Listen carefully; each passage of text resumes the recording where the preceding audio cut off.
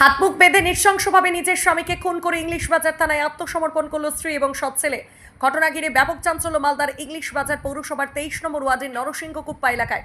জানা গেছে মৃত ব্যক্তির নাম যদুভূষণ দাস। পুলিশ এই ঘটনায় তার স্ত্রী দয়া দাস এবং তার সৎ ছেলে বিক্রম মণ্ডলকে গ্রেফতার করেছে। জানা যায় গতকাল রাত্রে সৎ ছেলে এবং মা মিলে বাবাকে নৃশংসভাবে খুন করে। প্রথমে হাত পা বেঁধে ব্যাপক মারধর করা হয়, এরপর ধারালো কোদাল এবং হাঁসুয়া দিয়ে একাধিকবার কোপানো হয়, এরপর রক্তাক্ত দেহ টেনে হিঁচড়ে ঘরের ভেতর নিয়ে যাওয়া হয়। আজ সকালে এরপর থানায় গিয়ে আত্মসমর্পণ করে স্ত্রী। পুলিশ ঘটনাস্থলে এসে রক্তাক্ত দেহ উদ্ধার করে মালদা মেডিকেল কলেজ হাসপাতালে ময়না তদন্তের জন্য পাঠায়। তবে কি কারণে এই খুন তা এখনো পর্যন্ত জানা যায়নি। আমি তো ঘুমিয়েছিলাম, আমাকে স্যার রাত্রেবেলা ডেকে উঠালো যে এরকম তোমার বাড়ির পাশে মার্ডার হয়ে গেছে। আমি এসে বেরোলাম তো দেখছি ওর বউ আর ওর ছেলে দুজনে মিলে কপিয়ে, এই যে দেখছেন রক্ত পড়ে আছে, কপিয়ে দুজনে মিলে কোদাল দিয়ে কপিয়ে ওদেরকে মেরেছে। কেন মারলো, কিছু গন্ডগোল? এটা বলতে পারছি না দাদা, এমনি তো ঝামেলা তো কিছু হয়নি যে বলতে পারবো। এমনি কোনো ঝামেলা হয় না ওদের ভিতরে, দেখতে পাই না যে লোক জানিয়ে ঝামেলা যেটা হয় সেটা হয় না। চিৎকার চেঁচামেচি? না না, এরকম কিছু পাই না। আপনাদের এখানে কি নেশা টেশার আসরটা? না না, এখানে কোনো নেশার আসর বসে না। কিভাবে মেরেছে? কোদাল দিয়ে কপিয়ে, হাসুয়া আর কোদাল দিয়ে কপিয়ে মেরেছে। বডি এখানে মেরেছিল, এখান থেকে ছেঁচড়ে ওরাই সব ঘরের ভিতরে নিয়ে গেছে। আমি সকালবেলা পুলিশ টুলিশ এসেছিল রাত্রে, ওই সকালবেলা যেয়ে দেখলাম রাত্রে যে ওখানে পড়ে আছে। মানে ওনার ওয়াইফ থানায় গিয়েছিলেন? হ্যাঁ, ওর ওয়াইফই যে থানা থেকে পুলিশ ডেকে নিয়ে এসছে। হ্যাঁ, ওরাই মেরেছে। কে কে মেরেছে? ওর ছেলে আর ওর বউ। বাবাকে মেরেছে? হ্যাঁ, বাবাকে মেরেছে। কি চাইছেন সৎ বাবা। আপনারা কি চাইছেন? আমরা চাইছি যে ওর জন্য ভালো শাস্তি দেওয়া হোক। আমরা যদি জানতে পেতাম তো রাত্রেই মারতাম আমাদের দুটো। আমার নাম বলরাম রাজপুত। কি হয়েছিল, কি শুনলেন? আমরা তো সেরকম কিছু জানি না। পুলিশ আসলো থানা থেকে, এসে মানে ছেলে আর বউটা চলে গেছিল থানা। ওখান থেকে পুলিশ আসলো যখন, তখন পাড়া পড়শিকে উঠালো, তারপরে আমরা জানতে পারলাম। কিন্তু আমরা আগে কিছু জানতে পারিনি। কি জানলেন? কি জানলাম যে ওই পুলিশ এসে দেখলো, ঘরে ঢুকলো, ও বউটাই বলেছে নাকি যে মার্ডারটা ঘরের ভিতরে আছে।